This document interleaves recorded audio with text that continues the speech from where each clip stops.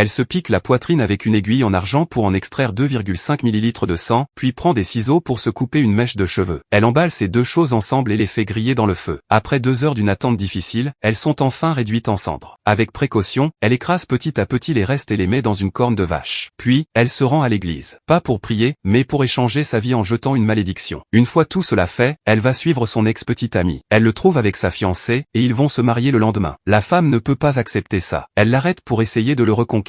Mais l'ex-petite amie la regarde comme s'il voyait la peste et se prépare à partir sans se retourner. La femme refuse d'abandonner et se précipite pour le serrer dans ses bras. Cela met l'ex en colère. Il la pousse et l'insulte. Il lui dit qu'il veut une femme normale, pas une malade mentale qui crie toute la journée. Voyant qu'elle ne peut pas le convaincre, la femme essaie de le séduire avec son corps, comme elle l'a déjà fait. Au début, l'ex a du mal à se contrôler, mais en se rappelant les choses folles qu'elle a faites, il se retient et essaie de s'enfuir. C'est à ce moment-là que la femme se rend vraiment compte qu'il va la quitter pour de bon. Désespérée, elle utilise sa dernière carte. Elle l'arrête et lui dit que s'ils doivent se séparer, ils devraient boire un verre d'adieu. Pendant que l'ex hésite, elle lui prend sa gourde, verse les cendres maudites dedans en douce et fait semblant d'en prendre une gorgée. Puis, elle la lui tend avec un air misérable. Pour se débarrasser définitivement de cette folle, l'ex-petite amie prend la gourde et boit le contenu sans hésiter.